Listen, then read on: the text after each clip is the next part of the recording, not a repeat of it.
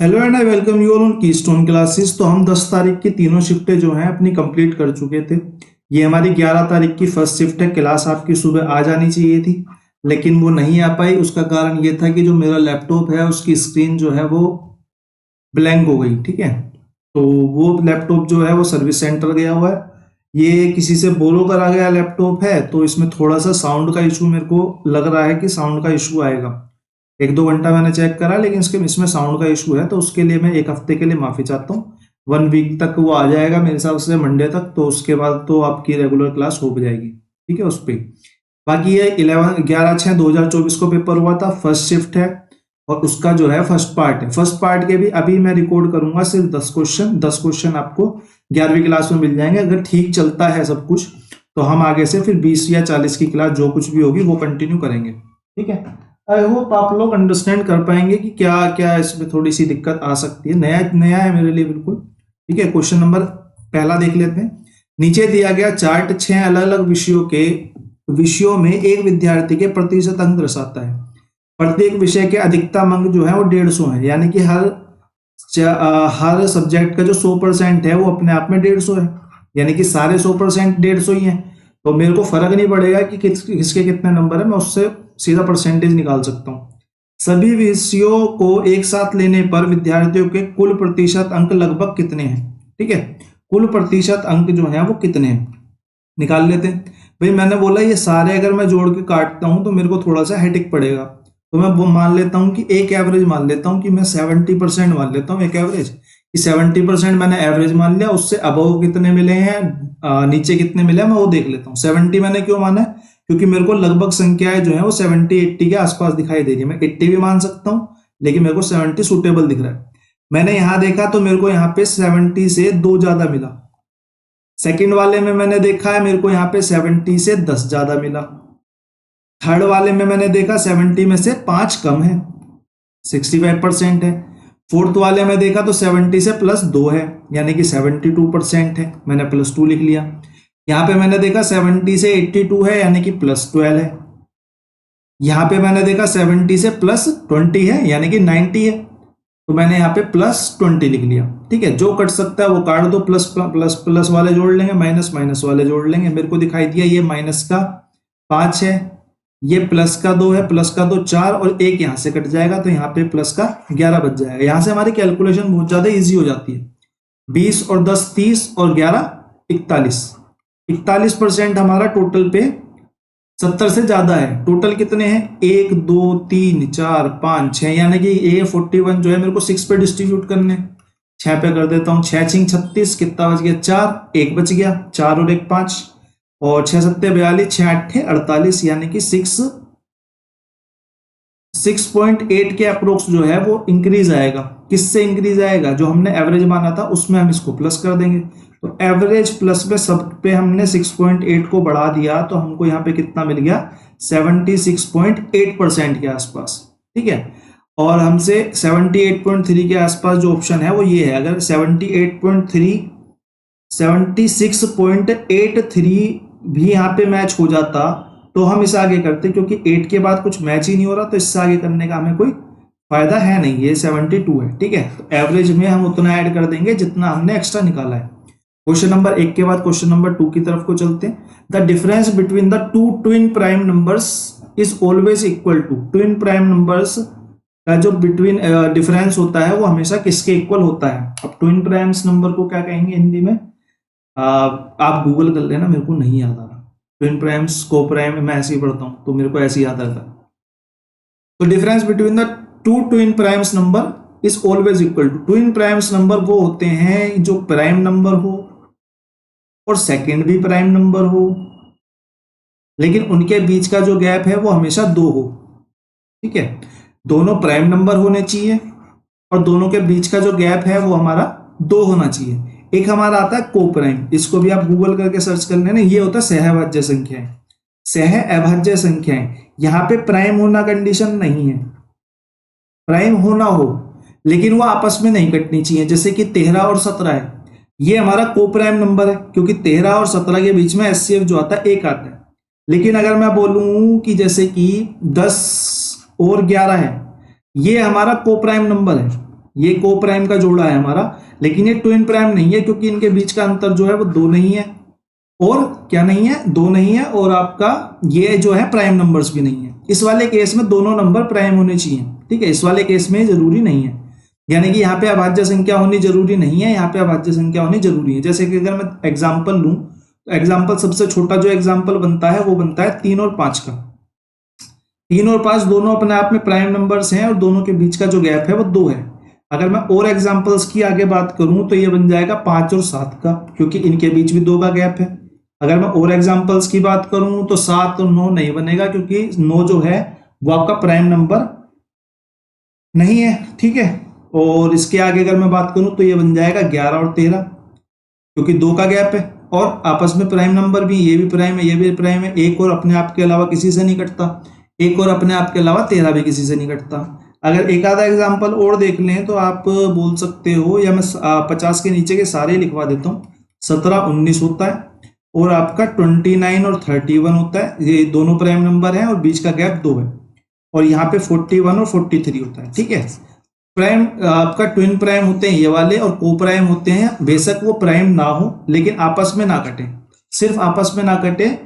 जो आपकी को प्राइम की कंडीशन होती है वो सहभाज्य की ये होती है। क्वेश्चन नंबर 2 के बाद क्वेश्चन नंबर 3 देख लेते हैं। एम एन और पी का औसत 55 है।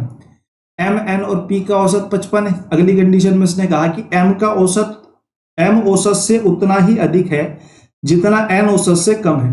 मैंने बोला यहां पे कोई एवरेज लाई कर रहा है, तो जो एम है वो इससे अधिक है और एन जो है वो इतना ही कम है, ठीक है, कोई दिक्कत नहीं है। और 3 संख्याओं का एवरेज दिया हुआ है मुझे। मेरे को एक बात बताओ, अगर मैं बोलूं कि यहाँ पे जो है ये x कम है, x बस में मान लो, इसका कोई और मतलब है नहीं, ठीक है।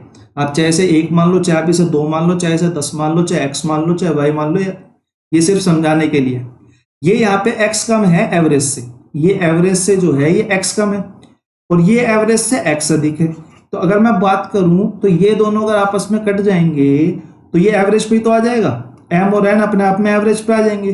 तो जो तीसरी संख्या होगी उसे अगर 55 करना है तो तीसरी संख्या को 55 ही करना पड़ेगा। जैसे कि अगर मैं आपको एग्जांपल दूं कि मेरे पास 3 नंबर है, 3 और यहाँ पे ले लेते हैं हम 15, ठीक है। और इनका एवरेज क्या होगा, 15 और 3 18 और 9, यहाँ पे ले लेते हैं 9, ठीक है। यहाँ पे ले लेते हैं हम कितना, 9। मैंने बोला ये जो है, ये संख्या जो है, 3 संख्याएं हैं जिनका एवरेज जो है वो कितना है, 15 और 3 18, 9 3 27, 27 बटे में 3 यानी कि 9 है, एवरेज 9 है। और संख्याएं जो है वो 3, 9 और 15 है। अब 9 को भूल जाओ तो मैं बोलूं कि 3 और 9 के बीच में 6 का गैप है, और 9 और 15 के बीच में भी 6 का गैप है, लेकिन ये प्लस का गैप है, ये माइनस का गैप है। सेम कंडीशन तो इसने दी है, इसने बोला है कि संख्या जो है वो उसके एवरेज से उतनी ही कम है जितनी कि उससे अधिक है, यानी कि ये आपस में कट जाएंगे, प्लस का है, ये प्लस का है, ये माइनस का है, ये कट जाएंगे, तो जो संख्या है वो अपनी एवरेज पे आ जाएगी, और उसका जो एवरेज होगा वही आपका तीसरी संख्या होगी, ठीक है। क्वेश्चन नंबर 3 के बाद क्वेश्चन नंबर 4 की तरफ को चलते हैं। एक एयरपोर्ट की अंकित मूल्य 5000 रुपए है। देख दुकानदार ने क्रम से उस पर 15% और 18% की 2 क्रमिक छूटें दी। एयरपोर्ट को उसने किस कीमत पर बेचा, ठीक है। ये आपके होमवर्क का क्वेश्चन है, बहुत सिंपल क्वेश्चन है, 6 क्लासेस की हो चुकी हैं, तो आपको मेरे हिसाब से ये क्वेश्चन करके कमेंट सेक्शन में आंसर जरूर मार्क करना चाहिए। कमेंट सेक्शन में आंसर मार्क कर दिया करो। क्वेरीज पूछना, कुछ बोलना वो ठीक है, लेकिन आंसर मार्क करने से मेरे को पता चलता है कि आप लोग क्लास ले रहे हो, और कुछ गड़बड़ होती है तो वो भी पता चलती है मेरे को, ठीक है। क्वेश्चन नंबर 5 पे चलते हैं। निम्नलिखित छोटा दिख रहा होगा थोड़ा, उसके लिए मैं माफी चाहूंगा। मैंने आपको पहले बता दिया कि जो लैपटॉप था हमारा खराब हो गया, मैं किसी का लैपटॉप लेके काम कर रहा हूँ, ठीक है। निम्न तालिका विभिन्न विषयों में विद्यार्थियों के अंक को दर्शाती है। भौतिकी, रसायन विज्ञान, हिंदी को मिलाकर अधिकतम अंक किसने प्राप्त करे, किसको मिलाकर, इसने बोला भौतिकी को, यानी कि ये वाली बात कर रहा है, रसायन को यानी कि इसकी बात कर रहा है, और मेरे से हिंदी की बात कर रहा है। इन तीनों को मिला के सबसे ज्यादा अंक किसने प्राप्त करे, मतलब मेरे को जोड़ना है सीधा सीधा। मैंने बोला रमन को जोड़ लेता हूं, मैं सबसे पहले मैं रमन को जोड़ लेता हूं। ये 128 है, ये 99 है, ये 92 है, यानी कि 128 प्लस 99 प्लस 92 की बात कर रहे हैं। सेकेंड वाले में अगर मैं देखूं तो ये 100 प्लस में 88 प्लस में 70 की बात करें तो ये तो अपने आप में कम हो गया। मेरे को यहाँ से साफ दिख रहा है कि तीनों में ही गैप है, तो राघव तो अपने आप कट गया। सजल को देख लेता हूं मैं, ये यहाँ पे 10 कम है और ये यहाँ पे 10 कम है, 28 से 18 है। ये यहाँ पे 99 से भी कम है, ये 92 से भी कम है, तो सजल को भी मैं यहाँ पे देखते ही काट देता हूँ, जोड़ने की मुझे जरूरत ही नहीं है। रोशन को मैंने देखा कि ये 128 है, बिल्कुल सेम बराबर है, ठीक है। ये 119 है, ये 119 है, ये 120 है, यानी कि +1 है। और यहाँ की अगर मैं बात करूं तो ये माइनस में 10 है, ये 92 था, ये 88 है, यानी कि माइनस में 10। यहाँ प्लस का 1 था, यहाँ पे प्लस का 1 है, यहाँ पे माइनस का 10 है, तो यहाँ पे 9 कम हो गए। मेरे को तो ज्यादा वाला चाहिए तो मैंने इसको भी काट दिया, ठीक है। अरविंद को मैंने देखा 128 बराबर है, 119 120 1 प्लस का है पिछले वाले की तरह।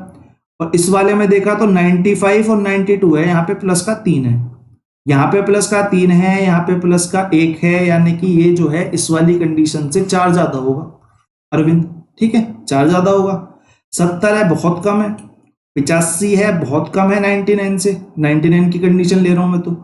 86 है, 92 से बहुत कम है, तो ये भी खत्म हो गया हमारा। तरुण 128 से कम है, 96 से। तरुण 99 से भी कम है, 77 है। और तरुण 92 से 3 ज्यादा है, 3 ज्यादा है, लेकिन यहाँ तो बहुत सारा कम हो गया ना, 28 और 4 आपका 32 कम हो गया, तो ये हमारा तरुण भी यहाँ पे कट गया। तो हमें यहाँ पे सिर्फ एक ही कंडीशन ऐसी मिली जो पहली कंडीशन से 4 फालतू थी, तो अरविंद हमारा यहाँ पे राइट आंसर हो जाएगा। आपको प्लस माइनस करने की भी कोई जरूरत नहीं है, ठीक है। यहाँ पे ऐसे देखो और अपना दिमाग में फ्रेम करते हुए चलो और आपका आंसर आ जाएगा, ठीक है। आई होप आप लोग समझ पाए होंगे मैंने किया कैसे। क्वेश्चन नंबर 5 के बाद क्वेश्चन नंबर 6 पे चलते हैं। दो संख्याएं 2 और 3 के अनुपात में है, उनका एलसीएम 288 है, तो उनका एचसीएफ बताओ। मैंने आपको कई बार बताया हुआ है कि अगर दो संख्याओं की मैं बात करूं, 2 नंबर्स, मल्टीपल ऑफ 2 नंबर्स जो होता है, मैं पहली संख्या को पहली या पहली संख्या को x बोल देता हूं, दूसरी संख्या को y, इनका जो मल्टीपल बराबर होता है वो होता है एलसीएम मल्टीप्लाई में एचसीएफ।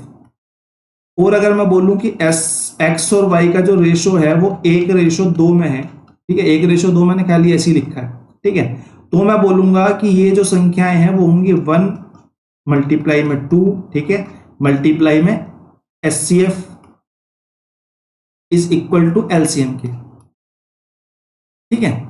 अब इस कंडीशन में अगर मैं इसके रेशो को इधर ले जाके एलसीएम से डिवाइड कर दूं तो मेरे पास क्या मिलेगा, मेरे को मिलेगा एलसीएम बटे में LCM is equal to LCM, sorry HCF is equal to LCM upon में पहला अनुपात मल्टीप्लाई में दूसरा अनुपात। मैं निकाल देता हूं, मेरे को एचसीएफ ही पता करना है। एलसीएम मेरे को कितना दिया, 288, पहला अनुपात 2, दूसरा अनुपात 3, यानी कि नीचे 6 से मल्टीप्लाई डिवाइड, 6 चौक 24, 6 सत्ते 42, 6 अट्ठे 48 हमारा यहाँ पे राइट आंसर आ जाएगा। आई होप आप लोग समझ पाए होंगे।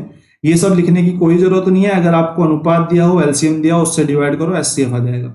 अनुपात दिया हो, एचसीएफ दिया हो, इसकी अनुपात की एचसीएफ में मल्टीप्लाई करो, एलसीएम आ जाएगा, ठीक है। एचसीएफ मल्टीप्लाई एलसीएम दिया हो तो आपको मल्टीप्लाई, अगर आप इन दोनों की मल्टीप्लाई कर देते हो तो आपको नंबर्स की मल्टीप्लीकेशन निकल के आ जाएगी, ठीक है। नंबर्स की मल्टीप्लीकेशन देके आपको एचसीएफ दे दे तो नंबर की मल्टीप्लीकेशन से एचसीएफ को डिवाइड कर दोगे, एचसीएफ डिवाइड कर दोगे तो वहां से आपका एलसीएम आ जाएगा और वाइस वर्सा एलसीएम आ जाएगा, ठीक है। क्वेश्चन नंबर 6 के बाद क्वेश्चन नंबर 7 पे चलते हैं। 50,000 रुपए की राशि 10% वार्षिक ब्याज की दर पर उधार ली जाती है, जो वार्षिक रूप से लगाया जाता है। 4 वर्षों बाद देय ब्याज की राशि क्या होगी। देखो ये जो पेपर मिला है मेरे को हिंदी में मिला है, लेकिन ये जो पेपर की लैंग्वेज में है ना, तो लैंग्वेज में हमको बताया नहीं है साधारण ब्याज है चक्रवृद्धि ब्याज है। अनटिल अनलेस हमको नहीं बताया जाता कि ये साधारण ब्याज है तो हम उसको कंपाउंड नहीं बताया जाता कि सीआई है या एसआई है तो हम उसको एसआई कंसीडर करते हैं। लेकिन इस वाले केस में हमको बताया भी नहीं गया और जो आंसर आ रहा है वो आपका सीआई के केस का आ रहा है, ठीक है। तो जहां तक है ये इंग्लिश के जो पेपर होगा उसके अंदर आपको क्लियर करा गया होगा कि चक्रवृद्धि ब्याज पर वार्षिक रूप से लगाया जाता है, ठीक है। ये वाली लाइन जो होगी वो ये होगी, चक्रवृद्धि ब्याज पे वार्षिक रूप से लगाया जाता है, ठीक है। तो 4 साल का दिया हुआ है, 10% की रेट है, मुझे पता है भैया, मेरे को 10% सिंपल सा दिखाई दे रहा है। मैं बोलता हूं कि मेरा ये फॉर्मूला तो सदाबहार सा है, ये तो मेरे को यूज करना ही पड़ता है। एक क्वेश्चन तो बनाऊंगा ही बनाऊंगा मैं इससे, ठीक है। तो मैंने एक काम करा, मैंने दो दो के जोड़े ले लिए। मैंने बोला 10 को इसमें डालूंगा तो मेरे को 21 निकल के आएगा। ये अभी तक मेरे हिसाब से रट गया होगा आपको। 10 को इसमें डालूंगा 21 निकल के आ जाएगा। और एक बार इस वाले फॉर्मूले को इस पे लगा देंगे। इस पे कैसे लगाएंगे, 21 प्लस में 21 प्लस माइनस जो भी अंदर से निकल के आता है 21 मल्टीप्लाई में 21 अपॉन में 100 42। और क्योंकि ये भी ब्याज है तो यहां से प्लस ही निकल के आएगा। प्लस में 441 का आएगा 4.41, यानी कि कितना हो जाएगा 46.41। ठीक है, 46.41 जो है मेरे को ब्याज मिल जाएगा।